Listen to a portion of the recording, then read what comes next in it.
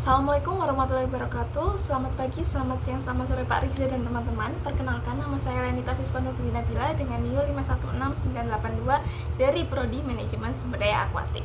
Pada kesempatan kali ini saya ingin menjelaskan materi terkait ENSO atau El Nino Short-Term Oscillation. Jadi, Short-Term Oscillation ini merupakan sistem imbangan tekanan udara yang ditujukan oleh tinggi atau rendahnya tekanan udara di Indonesia, Pasifik Ekuator Barat dan Pasifik Ekuator Timur, serta kuat atau lemahnya sirkulasi Walker. Kemudian ENSO sendiri merupakan fenomena gabungan interaksi lautan atmosfer yang menyebabkan variasi iklim tahunan di dunia. Kemudian fase ENSO ini dibagi jadi 3. Yang pertama adalah netral, di mana angin pasatnya ini cenderung kuat, terjadi upwelling tinggi di Pasifik Timur dan Pasifik Baratnya relatif hangat dan curah hujannya relatif tinggi. Kemudian fase kedua ini adalah El Nino, merupakan keadaan peningkatan suhu permukaan lautan dan suhu normalnya di Pasifik Ekuator Timur. Jadi El Nino ini awalnya digunakan untuk menggambarkan keadaan tahunan arus hangat lemah yang menyusuri pantai selatan Peru dan Ekuador yang menyebabkan turunnya hasil tangkapan ikannya. Begitu. Nah, ini itu dicirikan dengan angin pasatnya melemah.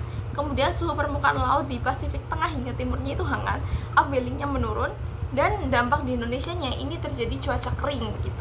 Kemudian fase ketiga adalah La Nina. Ini kejadian yang berkebalikan dengan El Nino, yakni penurunan suhu permukaan lautan di kawasan ekuator Samudra Pasifik dari suhu normalnya. Nah, ciri-cirinya ini angin pasatnya ini menguat, suhu permukaan laut Pasifik Baratnya ini menghangat, upwellingnya meningkat. Dan untuk dampak di Indonesia ini terjadi hujan ya, curah hujannya yang tinggi begitu. Jadi ketika terjadi El Nino maupun La Nina, keduanya ini berasosiasi dengan short-term oscillation, sehingga fenomena ini lebih dikenal dengan nama ENSO.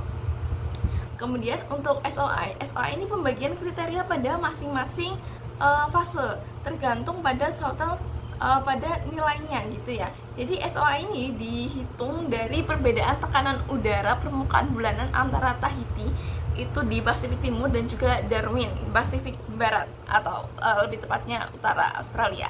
Jadi nilai SOI ini berkisar dari minus 35 sampai 35 begitu. Jadi yang dibedakan adalah ketika nilai SOI-nya positif, ini menandakan kejadian La Nina atau dia berkisar dari 0 sampai 35. Kebalikannya, kalau nilai SOI-nya negatif, itu minus 35 sampai 0, ini menunjukkan kejadian El Nino begitu. Kemudian lanjut ke Ocean Nino Index, merupakan indeks resmi yang digunakan untuk menentukan apakah sedang terjadi El Nino atau La Nina. Nah, kemudian disajikan gambar, bisa dilihat di layar. Jadi gambar tersebut merupakan ONI tahun 1999 sampai 2019 yang ada di Indonesia. Nah, grafik tersebut menunjukkan anomali suhu permukaan laut di wilayah 3,4. Jadi warna biru gelap ini menunjukkan nilainya positif karena dia grafiknya ke atas, dan ini dia tuh menunjukkan kejadian El Nino yang mana derajatnya itu lebih besar dari 0,5 derajat. Kemudian untuk yang warna biru muda ini menunjukkan kejadian La Nina. Dia tuh grafiknya turun atau bernilai negatif. Dia kurang dari sama dengan minus 0,5 gitu. Kemudian yang di antara 0,5 sampai minus 0,5 sampai 0,5 ini menunjukkan fase yang netral. Jadi fase La Nina dari grafik tersebut, fase La Nina yang kuat ini terlihat di tahun 1999 sampai 2000, kemudian 2007 sampai 2008, dan 2010 sampai 2011. Dan La Nina yang terkuat ini terjadi di tahun 2010 hingga 2011. Kemudian fase El Nino yang kuat ini kelihatan ya dari grafiknya, dia tuh tinggi ke atas. Jadi ada di tahun 2002 sampai 2003, kemudian 2009 sampai 2010, dan 2015 sampai 2016. Nah, tahun terjadi El Nino terkuat ini ada di tahun 2015 sampai 2016.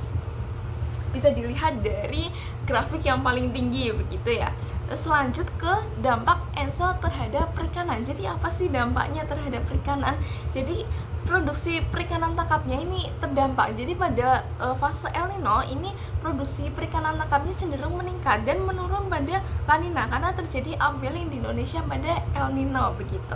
Kemudian ada distribusi dan migrasi ikan, dan ada musim penangkapan serta Untuk dampak sosial ekonominya, ini menyebabkan harga ikannya ini berfluktuasi, terus rentan terhadap nelayan kecil karena perubahan iklim dan fase tersebut, serta ada resiko gelombang tinggi saat terjadi La Nina begitu.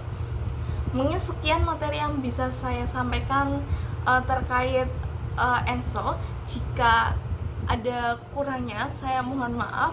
Terima kasih. Selamat malam. Wassalamualaikum warahmatullahi wabarakatuh.